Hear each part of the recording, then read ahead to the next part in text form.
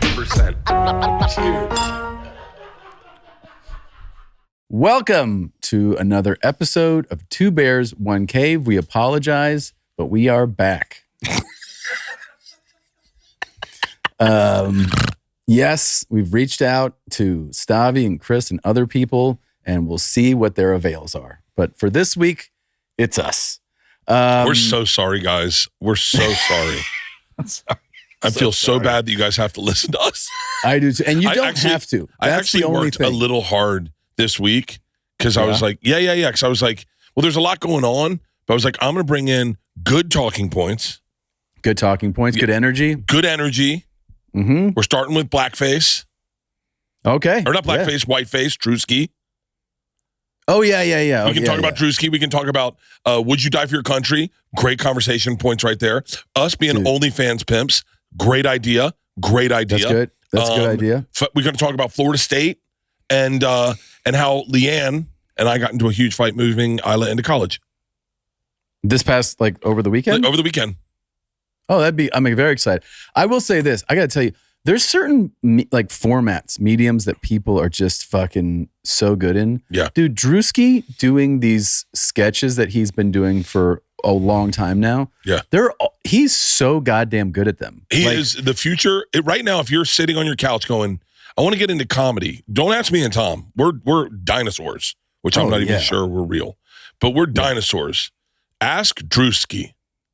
Yeah. That guy is I remember watching his TSA. If you've ever checked out his shit, the way that he just throws himself into these things. And I remember asking him, I was like, he did a TS. He did the podcast. Wait, where? Oh, for real? Yeah. Oh. Yeah. So was he good? He was great. Okay. Yeah, dude. He's super engaging, super funny, really smart guy. But he did the TSA one where he was like, why are TSA the wheelchair people at Atlanta airport? Dude, he actually just went to the airport, threw on an outfit, and then was wheelchairing people who thought they could hire him, but all while staying in character. He just nails this character shit and the world of it so well. And this latest one he's at a NASCAR event, dude, he's so funny. That guy's phenomenal. So wait, okay. So first and foremost, I got to be honest with you. The star of that is not Druski. Yeah. The star of that is the person who did his hair and makeup. Well, yeah, it was phenomenal. That was fucking phenomenal. That was so good. A sunburn, a wife beater sunburn on a black guy is chef's kiss. It was so good. Have you seen his Roll Tide ones where he would go to he would go to Bama games and he would befriend these hardcore Bama fans, and especially this one guy. You know what I'm talking about? No. Have you seen him do his? I'm kind of late to Druski. To be honest with you. This right here. Okay, when he was this guy, he made a friend who didn't understand. That guy didn't think he was black. Are you serious? And he's not even he was just like, yeah, this dude's the best. And then I'm willing to down. Yeah, right. Don't give him shit. My fist for the time. God, go get him. God, go get him. This guy thought that Druski was just tan. And was openly yeah, fucking blacks. he had no idea. It's unbelievable. Were you He's waiting? So good at were you this. waiting for Druski to drop an N-bomb?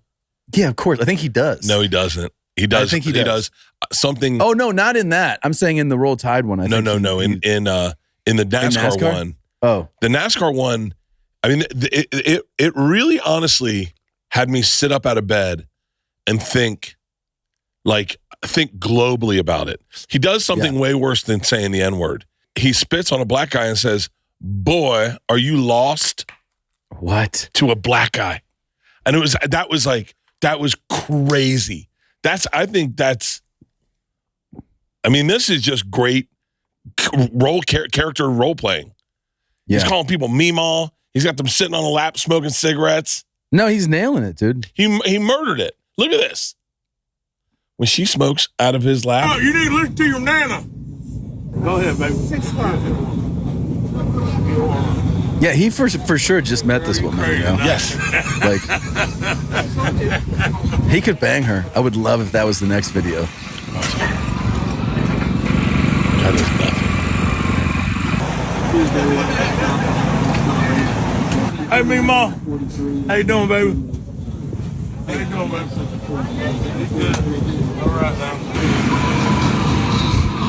Well, this is where it comes up.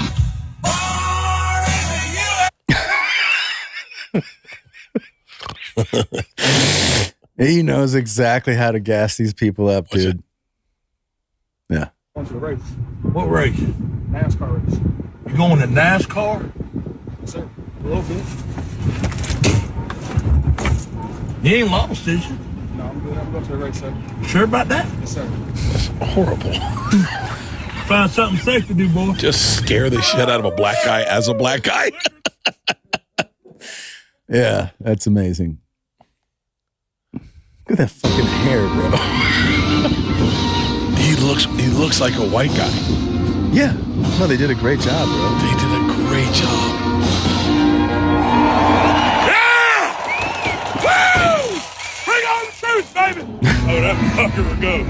I see. Dan Arthur. Dan Arthur. All right, this is we can't just watch Okay, this. so wait.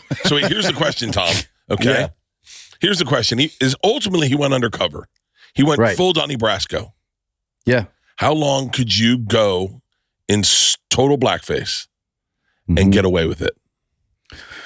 That's a good question, man. Like, I think part of it was like, how loud of a character are you? You know what I mean? Well, yeah, like, you could be like a fly on the wall black guy, but like, could you go to that's Freaknik? an important. I mean, but are you going to be the life of the room the way he is here? Because he could stay in that for a week and nobody would know. No one if would he know. would, no one would know.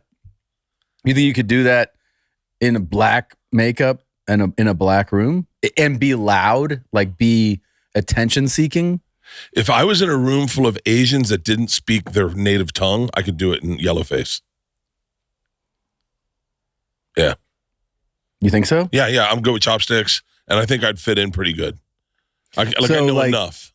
This is an Asian room. But they don't know how to speak their native tongue. Right. So they only speak English. Right. And then you would pretend to speak Mandarin or something? No. I would just go in and fit in as an Asian American. I could do that. So you would just speak the way you speak, basically. Speak the way I speak, yeah. There's no difference. And then you think with top tier makeup, you could pull it off? Top tier makeup, I could pull off Asian face. I could not pull off brown face, like Mexican face. And blackface? In a small group, I could. With other there's other black dudes who are like, but I gotta pick the group. down. I can't just do it with like I bet I could do it if it was like Chappelle, Donnell, Earthquake, and I was really? I think I could. Okay. Because I know them well enough to know what subjects to steer from, you know? Yeah. Like would you justify heavy N-bomb usage just to like you fit have in? to. You can't be a black guy and not use the N-word. It's the best word they say. And then at the end they'd be like, hey, you said, you'd be like, I'm just being one of y'all. I can't. The word I'd get excited to use the most would be word. It's just word, yeah. Yeah, like say something to me like, hey man, I like what you're wearing. Yeah, I really dig what you're wearing, man. Word. See? Wow. Close your eyes. That's what that felt. Close your eyes. Okay, do it again. Okay, man, it's been hot as shit out here, hadn't it? Word. Here, do it back to me. See if you can do it, okay? Okay. Did you see the ass on that bitch? A word. Yeah, you do it better. You do a better black voice. But then there's people who that are just like, you know who I'm talking about. That guy, the comic that does the God, I always his name's Josh. That does the Morgan Freeman. Oh yeah, that dude. Yeah. Bro. Oh my God. He's fully fucking like a chameleon. I mean, okay, why? Because he could do that experiment and just live in it. There's a guy that we had on Something's Burning. Pull up that name for me. So I got one way better, Tom. I got one way better. Josh Robert Thompson. That's his name. But he can only do Robert Morgan Thompson. Freeman. You need like you can't have him sit down with. No, he can do more. Oh, for real? Oh yeah. We've traded voices. Really? He's a 10 out of 10, dude. It's incredible. So here's what I don't understand. What type of human is offended by the Druski thing? Because they're trying to cancel him? But like, is it... What? So like the alt-right loves Druski. Uh-huh. Like the alt-right, I think Druski's like a Trump supporter. So like the alt-right, I think so. I mean... Druski, the man, the guy, the real guy? Black dudes. There's a lot of black dudes that are Trump supporters. Is he's an outspoken? You're just going to label him as that without knowing? I don't know. I don't fucking know. I don't know. It just seems like is your next answer? Anyone that's good on the internet really likes Trump, I think. Really? Did Druski support Trump? Okay, let's look it up. I mean, he looks like a Trump supporter in this video. Well, yeah. I mean, that character does. Word. A word. Yeah.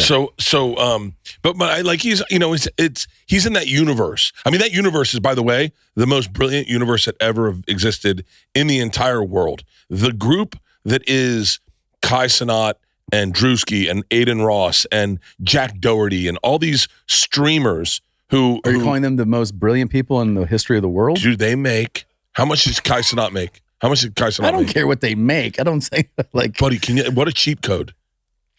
The guys figured out how to make $160 million a year. What? Dude, he makes more money than they're making crazy money. Yeah, no, that's awesome. I don't think they're geniuses. I just think they're, found just right time, right place. Yeah, I mean, like, kudos to them. I'm happy for them that they're doing that well, and they found their audience. It's got 43 million fucking followers. That's great, but. I mean, when you look at that, like they have single-handedly recreated entertainment. I mean, it's a whole new format. It's why that fucking, people don't want to watch. Hey, can we sing a song in my car? Like as a bit, because they just go like that's less entertaining than what these guys can do for sure. I mean, and Druski's good friends with Kai Cenat, I think. And those guys all kind of. And they're funny as shit. Like when they do their live streams. Now, listen, I'm not going to watch the whole 4-hour live stream or whatever, but their clips are fucking hysterical. Yeah, they definitely tapped into something. It's awesome. Probably inspired a bunch of people to try it too. Oh, no, inspired. Sure. And I say ruined our military. This show is sponsored by DraftKings. Your season, your shot. The NFL season is rolling, and every touchdown can bring you closer to a payout with DraftKings Sportsbook, an official sports betting partner of the NFL. From first touchdown scorer to anytime TD props or the thrill of live in-game betting, every snap is loaded with opportunity. New customers, this is for you. Bet just $5 and get $200 in bonus bets instantly. Plus, score over $200 off NFL Sunday Ticket from YouTube and YouTube TV. That is the deal I'm looking for. Dude, I'm telling you, I don't think I've ever been happier with the partnership the NFL has with YouTube, because that is always in my pocket. That is anywhere I ever want to be. I don't have to put in a subscriber of another carrier of anything. I just get the package. And $200 off is a great deal. Download the DraftKings Sportsbook app. Use code BEARS. That's code BEARS. Get $200 in bonus bets instantly when you place your first $5 bet plus over $200 off NFL Sunday Ticket from YouTube and YouTube TV. In partnership with DraftKings, the crown is yours. Gambling problem? Call 1-800-GAMBLER. In New York, call 877-8-HOPE-NY or text HOPE-NY 467-369. In Connecticut, help is available for problem gambling. Call 888-789-7777 or visit ccpg.org. Please play responsibly. On behalf of Boot Hill Casino and Resort in Kansas, fees may apply in Illinois. 21 and over. Age and eligibility varies by jurisdiction. Void in Ontario. Bonus bets expire 7 days after issuance. See sportsbook.draftkings.com/promos. NFL Sunday Ticket offer for new subscribers only and auto renews until canceled. Digital games and commercial use excluded. Restrictions apply. Additional NFL Sunday Ticket terms at youtube.com/go/NFL Sunday Ticket/terms. Limited time offer. Most people can't name all their financial accounts. Old 401ks, investments, even cash just sitting idle. That's leaving money on the table. Feel organized and confident in your finances with Monarch Money, an all-in-one personal finance tool that brings your entire financial life together in one clear interface on your laptop or phone. Right now, just for our listeners, Monarch is offering 50% off your first year. Our very own Niana is a huge fan, says it helps her stay organized, on budget. It's the perfect tool. Monarch is built for busy lives. If you've put off organizing your finances, Monarch makes it effortless. Link your accounts in minutes, see clear visuals, track spending automatically, and never touch a spreadsheet again. Don't leave money on the table. Ignoring your finances can mean missed chances to save, invest, and reach your goals faster. Don't let financial opportunities slip through the cracks. Use code BEARS at monarchmoney.com in your browser for half off your first year. That's 50% off your first year at monarchmoney.com with the code word BEARS. Guys, enter the room dick first. Blue Chew isn't just a tablet, it's a cheat code for your crotch. Stronger, harder, longer lasting, like someone gave your downstairs a pep talk and a gym membership. Blue Chew is the original brand offering chewable tablets for better sex. I took one this morning, and let's just say it's a good thing I did. When I'm in the restroom, I want other guys to see that I'm not flaccid. Guys, this isn't just about performance. This is about legacy or third leg-acy. Give her group chat something to talk about. You know when you lay it down, they're talking about how it gets up.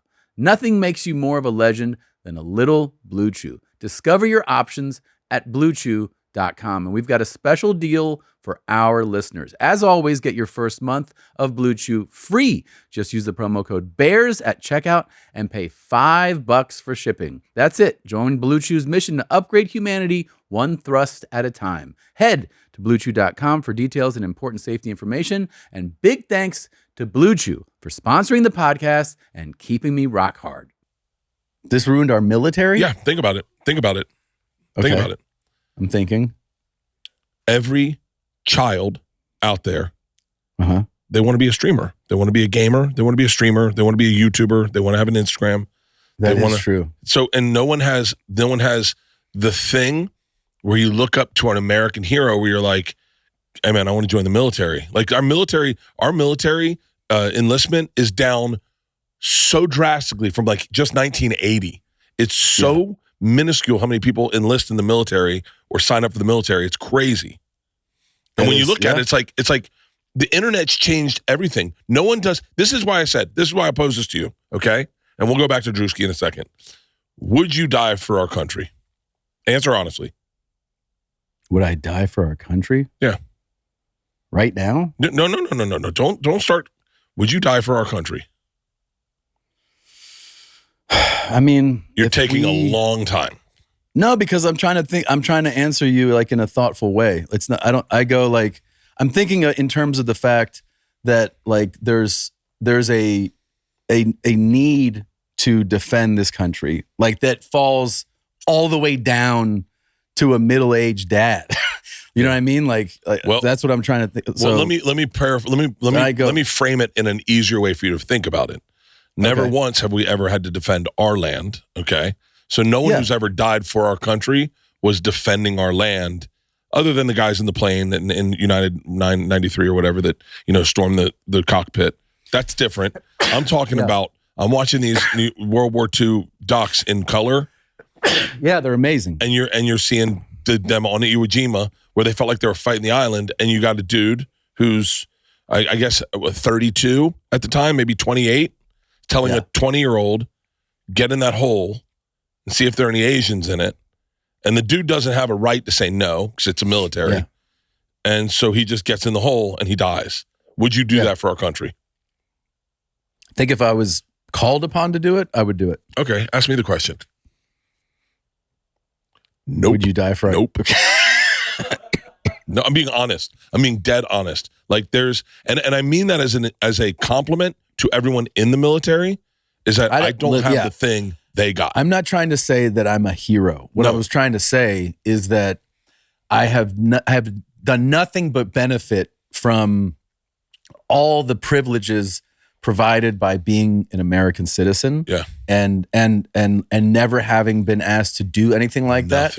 And if it were like, if this country that we know and the life that we know were threatened and they go, we need you, I think I would go ahead and just do it. But I also probably, honestly, I think I kind of just romanticize that idealized version of myself because my dad was a Marine. Yes. And so I go like, oh, I'd want to do, because my dad would want me to do that. I'd want to do like, and that, like, if you right now today were like, here's the thing, go, I'd probably be like, can I go home for a minute?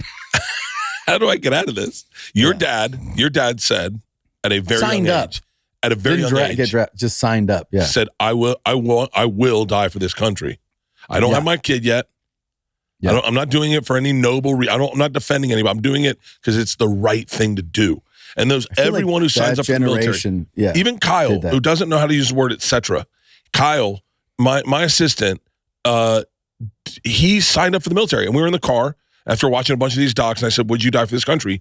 And without a fucking blink in his eye, he went, yeah, absolutely. That's what I signed up for it. Yeah, he signed up for it. Yeah, I would never, unless I could get credit, which is where this Kai Cenat and Druski shows up, right? Yeah. Pete, I think today we have a culture, myself included, who would only do something selfless if they got credit for it. That is not a shock. About me or everyone else? About you. Yeah. You've been very open about how much you want recognition for things, like gestures and whatnot. Yeah. But I think that's indicative of our culture, our culture worldwide right now. Like if I said to your dad, right? If I said to your dad, hey, do you know anybody paddling across the Atlantic right now? Your dad would have said no. So who fucking would ever do that? If I said to Zolo, can you find me someone paddling across the Atlantic right now? He'll find 5 people live streaming them paddling across the Atlantic. Right. For no reason at all. No, they just want the glory. They just want the fame. They just want. And by the way, very likely that you'll die. Yeah. Oh yeah. Very likely. It's more likely to die doing that. How many people are paddling across the fucking Atlantic right now? Look at this. Look at this. Bro. There's so many people rowing across the fucking Atlantic, you know? And you're like, and so you're like, okay, so that glory they're looking for, your dad said, I don't know what that is yet, but I'm willing to give my life for this country so that when I come home, I don't know. That's where I'm like lost in this whole fucking, you know, like the children these days just don't. Yeah. And by the way, I am guilty of it too. And I grew up respecting our military. Like I didn't enlist when I was there for the Iraq War. I was there for 9/11. We also have it much easier, dude. Way easier. We just this is a easier, if you're a citizen of this country from birth for the last 20, 30, 40 plus years, you're like, your life has been, it's pretty, I don't mean that like everyone's circumstances are easy. I'm just saying that like, we don't feel the threat of invasion. Like, you know, all those things feel very always distant to us. We have it cush here for sure. Isn't that crazy? Yeah. Yeah, it is. Isn't it crazy just how much more cush your life was than your dad's? Like just that. Yeah, for sure, man. And definitely. And then let's go back 200 years. Oh my God. It almost doesn't seem fair that we get like Adirondack chairs and cigars and they had to like shit in the streets. Yeah. Yeah. No, our life is it's so nice. It's really great. So nice. Yeah. If you imagine being alive in 1825. The house I was living in. If you were born then, you would definitely have been in the Civil War, which would suck. Oh yeah. So much. Yeah. That would have sucked so bad. Can you imagine fighting in the Civil War when you got ostracized if you didn't and go. Also, and 1,000% you would have been a Confederate. Yeah. I would have. So would you. Yeah. Yeah. I was a Northerner, man. No, you would have come down, and by the time you were fighting age, we would have been both fighting for the team that lost. I don't know. I think I would have stayed in the North. I think I would have been like, I don't support what's going on down there. I'm saying.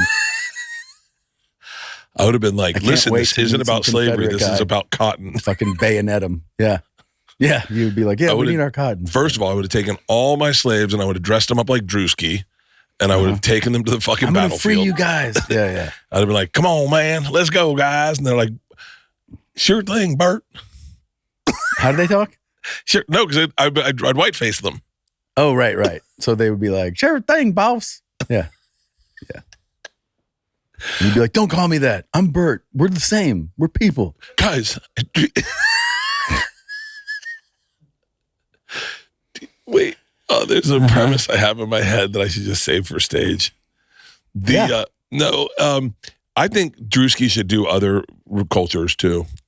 Because he's not just whites? No, whites is easy. It's punching up. It's like, the phrase, don't hate the player, hate the game. Right. Well, if the player creates a game, you can hate the player and the game. Okay. Okay. Where are we going with this? So do you remember going to your rich kid's friend's house as a kid? And hey, we play a game in the pool. It's called Nukem Ball. And you're like, okay, how do you play? And he's like, okay, ball can't touch the water. If you get the ball touches water, we get to throw it at your ass. And you're like, okay, cool. And then his ball hit the water. You're like, turn around. He goes, no, you get 3 tries. And you're like, wait, you just changed the game. He's like, that's white people. Yeah. We just changed. We created the game, then we keep changing it. Yeah. Okay. So it's hard. It's hard it's hard for anyone to get mad when you make fun of white people because it's like you gotta. No, That's what Druski's real challenge should be, to really upset white people. Take it up a notch. Take it up a notch and really that would be art. That's art. Yeah. He's great at this, man. I think he's so fucking funny. By the way, huge congrats to Kam Patterson. Oh, who just got SNL. Yeah. So in Austin, he's obviously on stage a lot, and he does Kill Tony, and he's so fucking funny. And he just got named one of the new cast members of SNL. So that's really cool, man. That is one black person who will never be able to do blackface or whiteface. Oh, because he's so black? We played Wordle together one time. Yeah. I've never laughed harder. And, his got a very thick accent. Yeah. He's like, what the fuck is this? And I was like, it's Wordle. And he's like, huh? I go, you got to guess a letter, guess a word. There's 5 letters. Mm-hmm. And ultimately you got to figure out what the word is. He's like, okay. And so his first guess was 3. And I was like, that's not a great guess because you have used E twice. He goes, why? And I was like, because you want to try to use the diversity. He goes, I couldn't think of any 5-letter words. His next guess was these. And I was like, Cam, so none of those letters showed up. So you're using 4 of those. You're only changing out 1 letter. So it's not like he's like, yeah, I'm having a hard time guessing 5-letter words. It was the hardest. We've laughed. And then the next word was the N-word, I think. Oh my God. And I was like, are you using a sentence? These 3 what? He is authentic. That guy is fucking, and his dad is the sweetest guy in the world. Really? Yeah, I took him on tour with me for a little bit, and his dad came out with us. His scam was like, yo, he's cool. My dad comes. I was like, fuck yeah. His dad's my age. We both have high blood pressure issues. We're both checking our sugars. I hung out with his dad the whole time, and we ate healthy. That's great, man. Well, he's gonna make me tune in. I really want to watch. Like he's yes. Cam is that. He's just a naturally funny dude. I'm super excited for him, man. Do you know who he reminds me of that's on the show?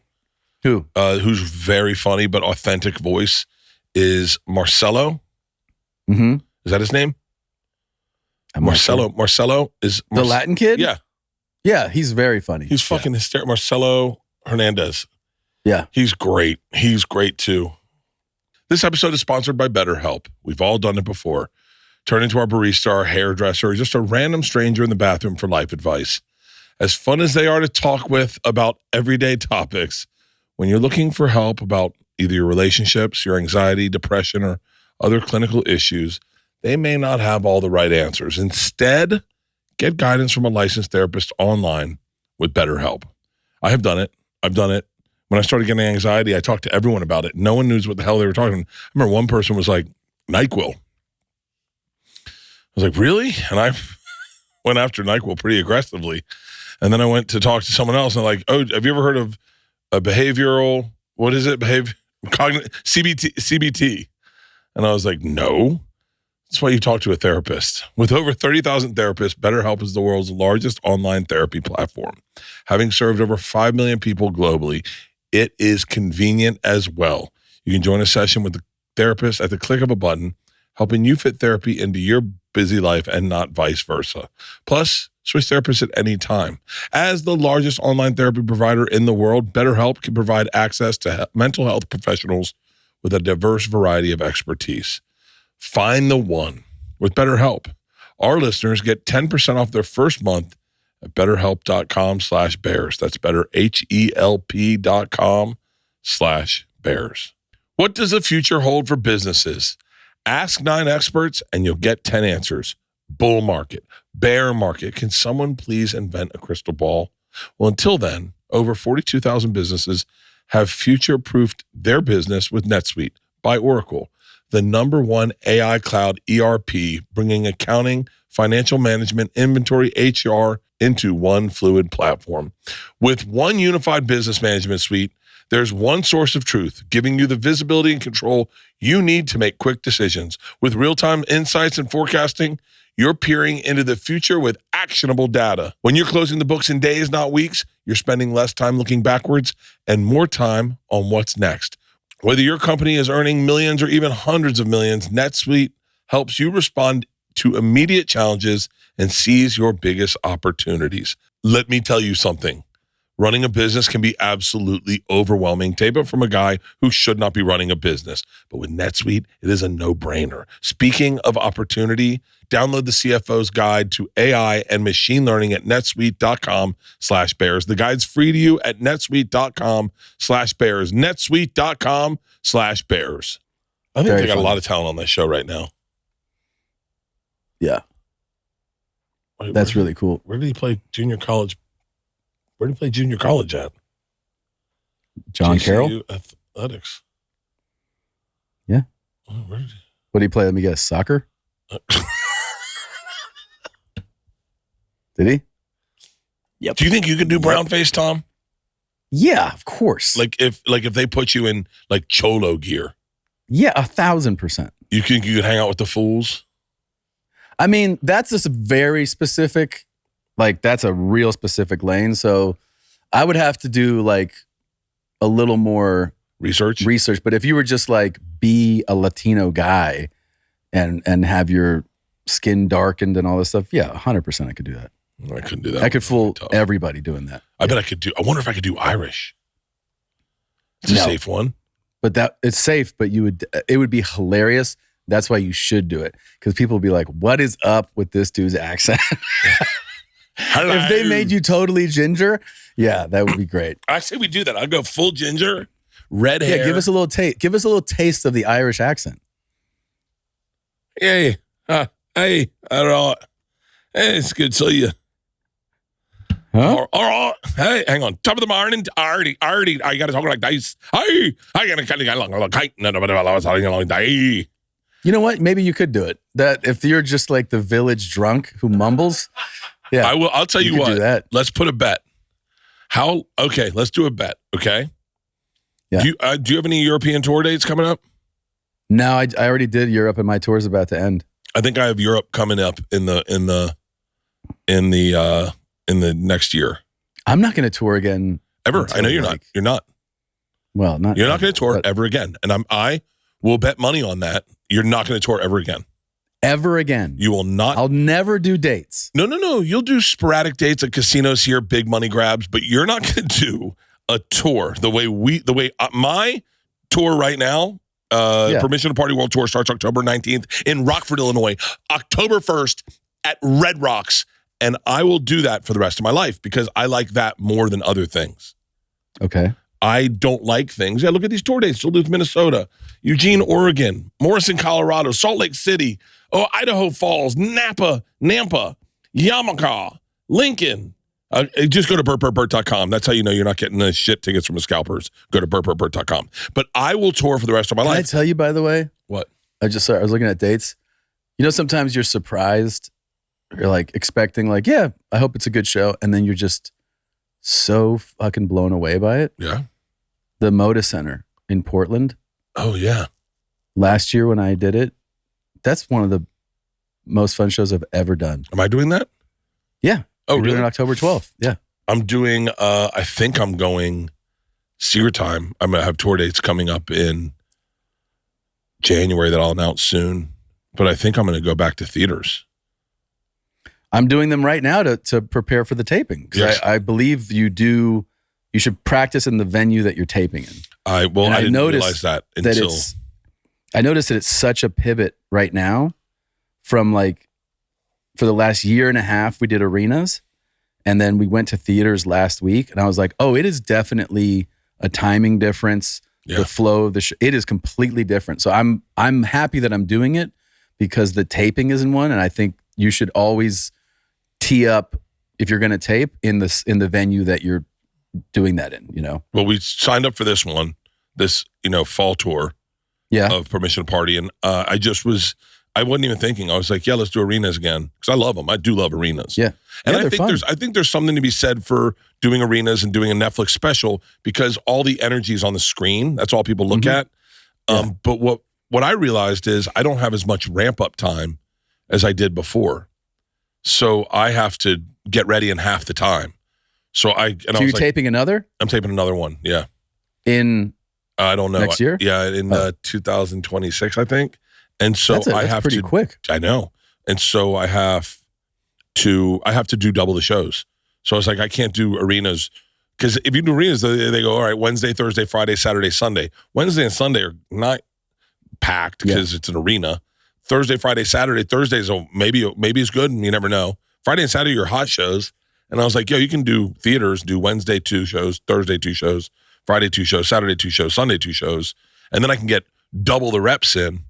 And that's great. And taking 15 months off was the greatest thing I ever did for my stand-up. That's great. I'm so much happier with. Were you really off? Yeah, that long? Yeah, 15 months. Wow. Yeah, and then I'm happy to announce that I'll never tour again. You'll never tour again. I'm telling you right now, because you're killing it on such a different level in parts of the business that you are as well interested in. Yeah. Well, I don't know. I mean, we'll see. No, I mean, trust me when I say this as an outsider. What did you get picked up? Bad Thoughts got picked up within a week of it premiering? No, it was it was like a month. Really? A month. Yeah, it was a month. But you have Bad Thoughts. You just did a movie. I know you have other stuff lined up. And I think that you're going to get caught up in that. And I think your mom's house it's going to get very big. And you're going to have your production arm where you're just making movies and TV shows. And then you'll have the podcast arm. But I think, I don't know, I could get deep into this, but I think podcasting is inundated. I think there's a lot of people doing podcasts right now. And it's something that you've done. And you've kind of gotten to the top of the mountain and you've have now one of the biggest podcast companies out there. I think you're always going to be interested in the challenge. And so that's why I really see you kind of veering away from stand-up. I bet you'll do this next special. You'll take a huge fucking break and then you'll sign up for one for like $20 million over at Hulu. Okay, cool. Hey man, from your mouth to God's ears. Thanks. We'll see how it goes. Bro, did we talk about? No, we haven't talked about on the podcast how fucking fun FSU was, did we? No. God. Oh my God. There's something, listen, I've always told people, there's people who kind of like casually follow sports. There's people who don't follow sports. And then there's sports lovers. I will always say that there is no point of being a fan if you're not emotionally invested in a team. Like you just have to be emotionally invested because, here's what's important. It's important that you suffer. That's part of it. You have to suffer if you're a fan.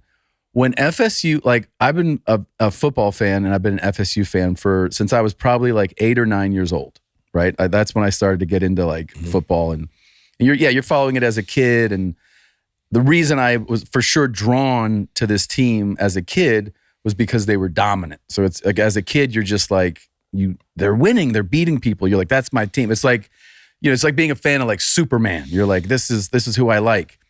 And so I got all that fun of the late 80s through the 90s. And I was like, this is how it'll always be. And then into the 2000s, you know, I experienced like the first time heartbreak and like sadness and frustration.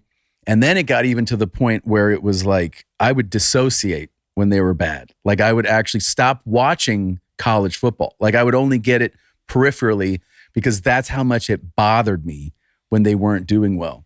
And then I got the resurgence of the Jimbo Fisher teams where you were like, this is what I signed up for. And like the excitement. And we went to that national championship game and I was over the moon. And then I remember almost breaking a television in a hotel room when they lost the Oregon game the next year. And they played terribly in this game. I remember like Jameis fumbling and I was just losing my mind. And that's part of it. But one of the things that is so fun in sports, and I think particularly in college football, is being an underdog at home, especially to like kick off a season where they're bringing in the Goliath of college football. And everybody's like, you're going to get your ass kicked today. Everybody's like that. And you're at home and there's 80,000 people and you're like, man, like the atmosphere and your part of you is like, yeah, I understand why they're saying that. I mean, the team it's just deplorably bad last year and they were 2-10. It was just like, what is this shit? Right. And I did dissociate in parts of the year. I just couldn't. I was like, this is unfucking believable that this is happening. But to be in that atmosphere and have that energy. And then my friend does the pregame speech, which was just completely insane. And we're there and we're on the field. We're with the coaches. We're like dapping up players and like, and then to actually see, you're like, what's going to happen? Because like Bama scored and you're like, fuck, this could be bad. But to see them bounce back and to have defensive stops and then to actually move the ball and be able to score. And you could feel the momentum growing and just being around people who were just like, that's like just, there was those guys in the suite that were like, ain't no motherfucking tide rolling in this motherfucker, like just yelling that shit. And you could feel the energy just picking up and seeing them win that game. It was so goddamn exciting. I mean, it's why I love sports and it's why I love college football. It was the best. It was one of the funnest. I said to LeeAnn, if I had to Groundhog Day one weekend, I'd do that weekend every day. Oh, dude, yeah. It was so great, top to bottom. It was like it was so nice. I don't know. Everything was great. That fucking speech. I couldn't have done it without you and Kirk because they gave me. I mean, just so we're all clear, like they gave me a script of what direction it should go in, and I was cool with that. I think it was very helpful. Yeah. But then you and Kirk were like, just getting in my ear. You're like, dude, fuck it, let emotion take over. yeah. Just dude. Fucking go wild. That's the time to do it. Yeah. It was fantastic, man. It was so great. The pop when I said, because it's true, is I didn't understand. I didn't know anything about community or anything, or like what it's like to have a team because we were Bucks fans growing up, and I liked Florida State. And I wanted to go to Florida State, and I followed it during Dion, but I wasn't like crazy about college football until I got to Florida State. And my dad said, "Buddy, let me tell you something. You're about to experience something that's so precious. Like not a lot of places have this, and you get to go to a college where college football is king." And he's like, and Bobby Bowden's a coach, and he goes, when you see them throw that spear, and I was 18 years old, I didn't even know what he was talking about. I remember sitting in that end zone when there were wooden bleachers back, this is 1991, and they had just slowly renovated Doak Campbell. They had just done like the away sidelines, I think. And man, when that spear went into the Seminole head, I started crying and I didn't know why. I wasn't like I am today where I cry nonstop for nothing. Like I cried for real. I was an 18-year-old kid, a pledge around a bunch of fraternity brothers, and I had to hide it.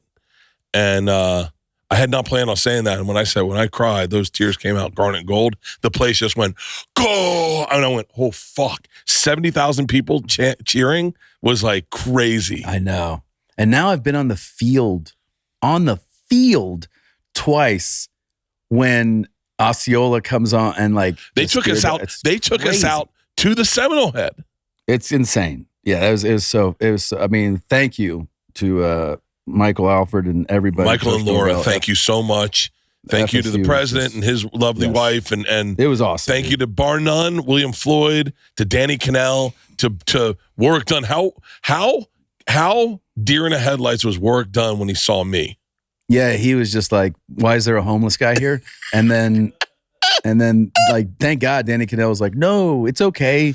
Don't be scared. He's allowed to be here. He didn't sneak in." He was terrified. He was terrified. Was like, what is going on? Yeah. He had no recollection of sitting next to me at graduation. Dude, I almost tripped out when the coaches ran on and they were like dapping us up. Yeah. One by one, like all the staff basically. I didn't realize that Ernie Sims was there. Like I was just like, I didn't know he was on the coaching staff. I didn't know that fucking Peter Warwick was there. We went up when he was on the field. Oh yeah, dude. Yeah. It was a who's who. Yeah, it was lit that day, dude. And it was really something. When they had that one big touchdown score, it was a tied game, and then we pulled ahead. I was in the middle of changing shirts. And you know what I have to do as the next tour? What? I got to because I love college football and the atmosphere so much. I need to just do a tour where I go and I do a show Friday in towns and have Saturday off and just go and just do like, Ole Miss, LSU, Ohio State, Notre Dame, like just do all the big schools and go to game. I think I would have an absolute blast doing that. Well, put me on that tour because that would be fun. We could put a group of guys. We could put a group of guys on that tour that like college football. Me, you, Gillis, and we just do Friday night. I'll go see the game Saturday. Yeah. All right. What? Okay.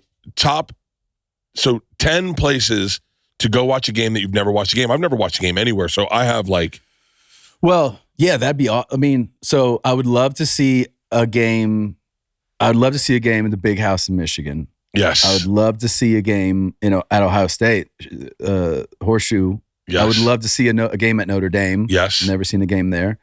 I would love to see a game at Virginia Tech in Blacksburg because that atmosphere is fucking legendary and bananas. I would love to see a Texas A&M game, which is like, it's very doable. It's not that far. It's just that like, you have to have an open Saturday. We're always working on Saturdays. Like in the fall, I almost never have Saturdays off. So that would be one. I would love to go to a game in Gainesville. I would love to go to the Swamp. I've been to the Swamp. Swamp's pretty fucking intense. I bet that would be fun. LSU at night. Clemson. I want to go to Penn State. That would be one. That would be a whiteout game. Would be incredible. Would be fucking incredible. I saw a game a couple of years ago. I went to a Wisconsin game. It was Ohio State at Wisconsin, Camp Randall, which was fucking awesome. That was an incredible atmosphere. I'm trying to think. I've been to Clemson and I'll never go back to that fucking stadium. Really? The hottest place I've ever been in my entire life. I've never, and I grew up in Florida. That was the hottest experience of my fucking life. I was pouring waters over my head. I felt like I was in a sauna. Yeah, that's rough. I used to go to Orange Bowl games all the time, like Miami games, because we were closer to it. But I've never been to where they play now. Oh, I want to go to Ole Miss. Oh, dude, Ole Miss or Tennessee. I've been to Ole Miss games, and I've never been to Tennessee. You know where I also would love to see a game? Fucking Eugene, Oregon. I've been to a few of those games. That seems like a lot of fun, buddy. You know what? The stadium's not that big. Google how big their stadium is. Yeah, it's like 55 or something like that, right? It's not that big of a stadium, but there's a moment where, because that's where Animal House was filmed. 54,000. 54,000. That's where Animal House was filmed, and so one of the songs they sing, and it is the most musical place you've ever watched a game. But one of the songs they sing is a little bit louder now. But when they go a little bit softer now, the whole stadium is in a whisper. You could hear a dime drop, and then it changes a little bit louder now. That place is fucking incredible.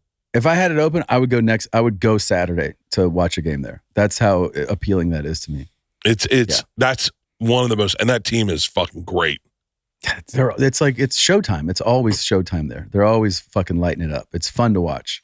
God. All right, let's try to plan. We had tried to do that a little bit this year, but your schedule was crazy, my schedule was crazy, and we couldn't do it. We should point something out. So we have our bets coming up, right? Yes. So while I'm in Ohio and you're in Illinois, we're both going to bet the spread on our teams up until October 19th, because that's as far as DraftKings will let us go. Okay. And then we'll see where things are after that. And then we'll take our, whatever, hopefully our winnings, and be able to decide what we're going to do. And then we'll have to have contestants participate like after that. Yes. On whether, how much they love you or how much they hate you. No, by the way, you don't need to DM me and say, can you please get me in to be one of the people that hate you? I hate you so much. And then I'm like, thanks, man. He's like, you have no idea. You have no idea. The only reason I follow your channel is to it makes me crazy angry. Awesome, man. Yeah. Think you're How are we going to? Right? Okay. Can I? Yeah. Okay. So that's our deal, right? Yeah. Okay. Now can I pitch you our $1 million idea? Yeah. You ready for this? Yeah. Me and you mm-hmm. are going to pimp an OnlyFans page. We're going to pimp. So we're going to be an OnlyFans content creators pimps? Pimps or managers or producers, whatever, but pimps is a more accurate word. What we're going to do is we're going to find someone, a fan of ours, who has no OnlyFans presence at all. Very little. I'd say none. Well, none. Well, that means do they have a channel? You got to have someone that's. I think it's better if we take a virgin flower. Someone who's like, I've not even thought of doing this, and we're like, you should be a whore. Doing this and go and go. Let's because we can take a porn star and just pimp her out, and just I guess more people will go see her. No, we can but take I'm someone saying, who's got a low key presence. I think a low key presence. Okay, I think it's somebody who's already doing it. Okay. So that you're not going you should sell your bot. They should be already doing it. Okay. So we'll take a low key presence. Okay. And then we will simply manage their account. Okay. We will help them build a following. Promote the shit out of them. The shit out of them. But we take a very small cut. Okay. Now, my original pitch was to Rachel, who works in my office. My original pitch, and it got shut down by every woman in here, and I had a fucking fight about how this is a content house, and this is fucking different than everything you fucking know. I am so tired, Tom, of women talking to me like they're fucking, you know what? It's equals. I get it. Do you know what? Okay, hang on. What I said to Rachel was, and this was just, we're on a podcast. We're going to have to edit it out because someone got uncomfortable. By the way, they're listening to this downstairs and they're fucking getting uncomfortable again. Someone got uncomfortable. Not Rachel. I Somebody said, else. what's your price point for me to buy your OnlyFans? Where, what would be if I said $100,000 a year, and then we run an OnlyFans for you in the office? Mm-hmm. What's your buyout? What if it's $500,000 a year? What if it's $1 million a year? Would you? And she was like, "Oh, $1 million a year, yeah." I go, "You got to get naked." And she goes, "No, that's fine. $1 million a year." And then there's so many women in this house, and they're like, "HR violation." And I was like, "Guys, we're creating content. We're not being real right now. She's not really starting a fucking OnlyFans page. We're just creating content. And so I was like, you know what? Fuck this house. Fuck Birdie Boy. I'm taking it to your mom's house. They're fucking outlaws. So I said, so the original concept was how much to buy out your OnlyFans. What if we gave you a price point? So, we'll give you $500,000 right now, but you work for us. Right. Okay. And I understand that we're kind of turning into porn producers, but what if we took someone, promoted their OnlyFans, and kind of manage them? Yeah. Bring them on the pod. Idea. Bring on the pod. And let the fans have fun with it. One of the things you said to me a long time ago is, you said, it's always funner when you guys are working on a joke together, you and the fans. I don't do that enough. Yes. I don't do that enough. Yes, totally. But it is fun. Now, let me ask you this. Do you have any opinion on the fact that can they creators in that space, obviously they cover a full spectrum of activities. Do you care? Does it matter to you how X-rated? Can they just be I like to do nude poses, or do they have to actually have sex? Like, do you, does that matter to you? So no. So what I would argue is, and I mean this with humility, but I think I think my career speaks for itself. I think the average person running an OnlyFans isn't looking at it as a white space. They're looking at it as, I just got to send pictures of my tits or my feet. I got to fart in a jar or whatever. I think if you take 2 outside views and help a creator really create and be different and really think out of the box, we can help build them to a place where all of a sudden, they're making crazy money on OnlyFans and everyone's like, dude, this is a fucking awesome OnlyFans. It's not just nudity. It is the whole experience. It's the whole experience. It's something different than just showing tits. Like, I mean, I do like the idea of like somehow incorporating the audience into this, like making it a community thing as opposed to like you being like, I'm just your manager.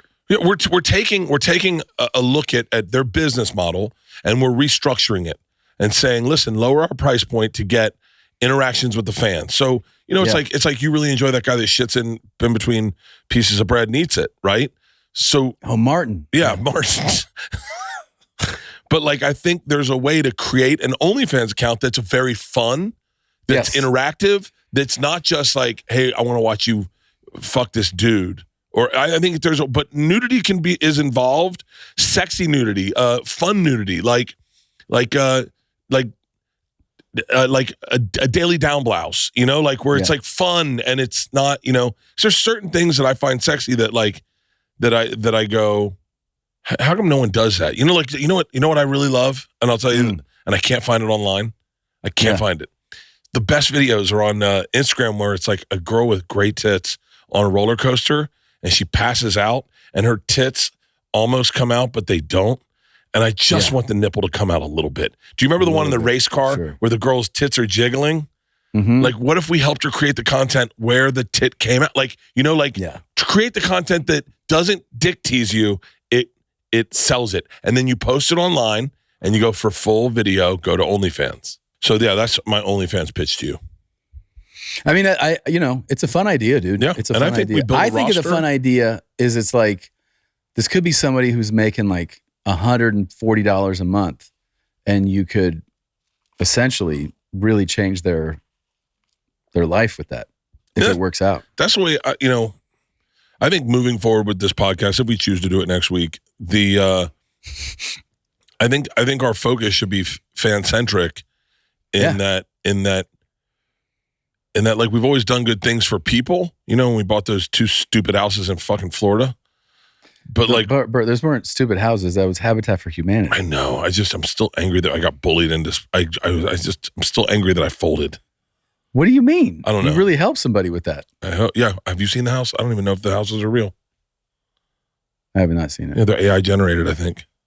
Really? Can't tell. I saw today on porn, I saw a girl stick her foot in a girl's ass, and I was like, this is AI. God damn it. You're sure?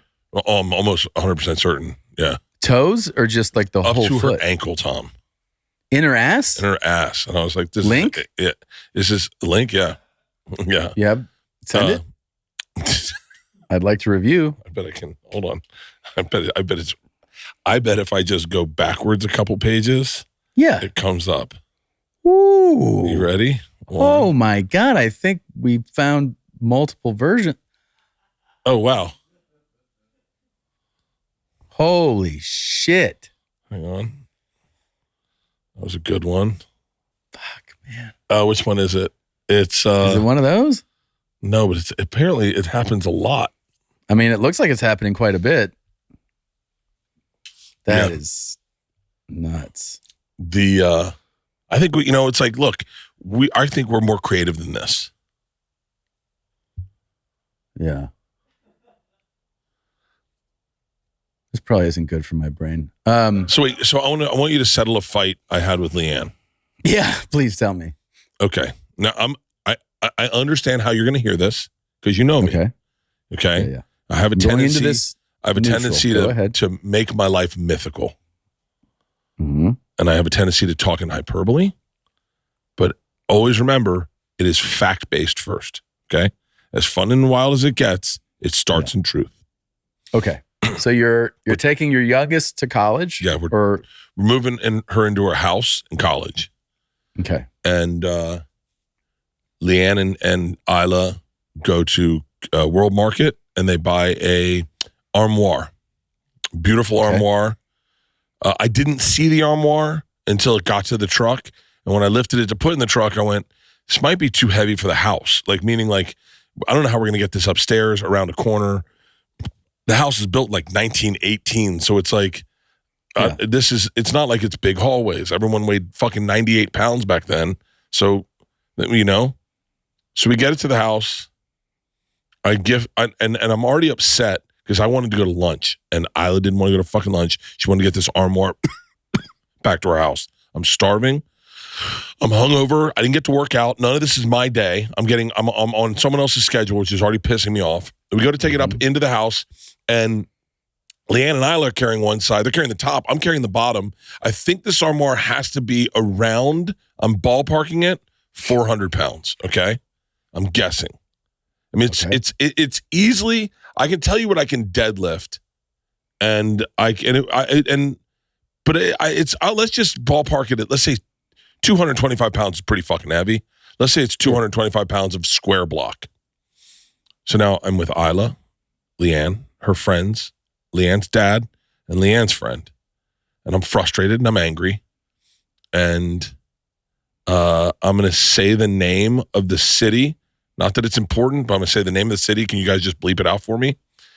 And LeeAnn says, you know what? I think we leave it here. And I said, well, I think we get it upstairs. I mean, where is it right now? It's on their first floor. And I was like, I said, we get it up the stairs. It's going to be a little bit of a thing, but I'll be doing all the heavy lifting. If you and I can carry it at the top, I'll be carrying the majority of the weight. And LeeAnn goes, no. You know what I'm going to do? I'm going to task grab it tomorrow, and I'm going to get two actual strong guys in here to get it up. And I said, I'm one of the strongest men in this fucking city. And she went, yeah. And they all laughed. Mm-hmm. And I said, everyone stop. I'm without a doubt one of the top 0.5% strongest men in this fucking city. If anyone's getting up there, it's fucking me. You're not going to find two men on TaskRabbit stronger than me. And they're all laughing. Like, Tom, I need you to back me up in this. Okay. I benched 325 pounds. I did 295 5 times the other day. That is 0.5% strongest men in the world. Without a doubt. I'm with you. I am one of the strongest men in that fucking city. Without a doubt. Yeah, I'm not disagreeing with you. And that's why you fucking respect your friends. That's why fucking bros over hoes. Because I had a bunch of hoes laughing at me. And I was like, guys, I benched 325 pounds. And they're like, that doesn't mean anything. Well, no, it does mean something. It means that you're pretty strong, dude. Yeah. You have a big fucking back. Oh, yeah. You look like an ox, dude. Yeah, thank you, Sean. Sean took some pictures on my back and sent them to me. I was nice. Like, thank you. Yeah.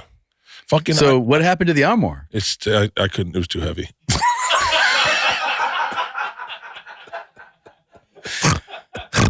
Did they find two dudes to lift it up? I think it's going to stay downstairs. Okay. That's awesome. That's great. Yeah. That fucking Isla Kreischer, man. If all you got to do is get her to give a fuck about something, and she is the most focused individual. Now, sadly, the only thing she really gives a fuck about is herself.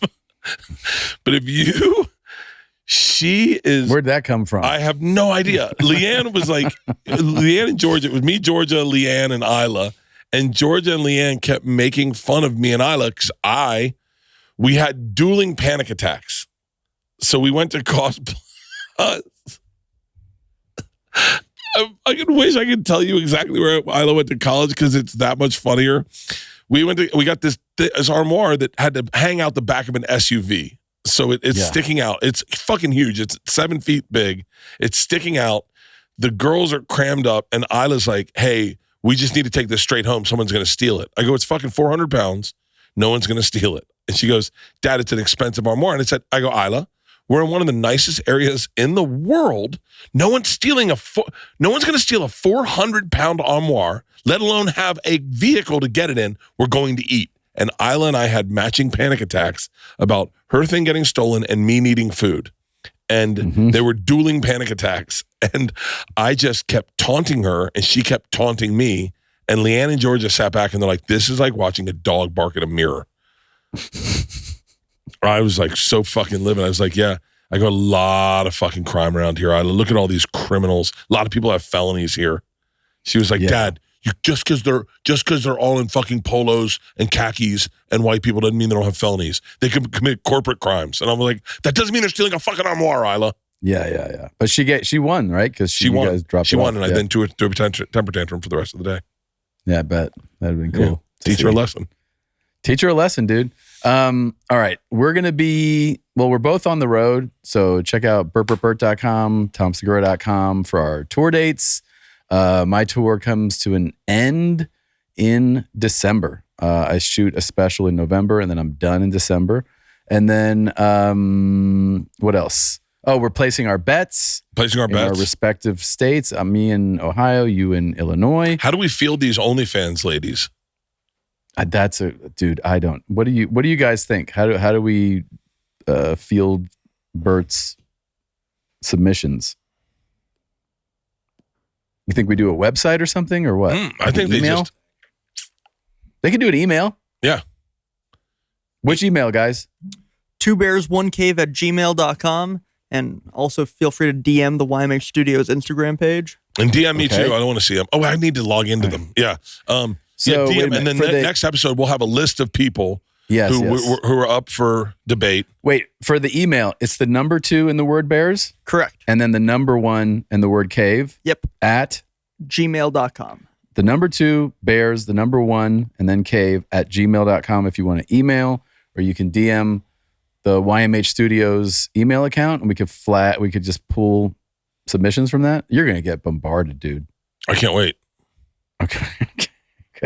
My testosterone is way too high. I'm jerking off twice a day. Are you serious? It's bad. Maybe dial it back a little? I got good gains. Okay. Keep doing that. Keep jerking off twice a day at 52. That's good. That's great. And it's starting to hurt. I mean, I would maybe refrain a little bit. That's it. It was fun. We love you guys. We'll see you next week. Bert and Tom and Bert. One goes topless while the other wears a shirt. Tom tells stories and Bert's the machine. There's not a chance in hell that they'll keep it clean. Here's what we call 2 bears, 1 cave.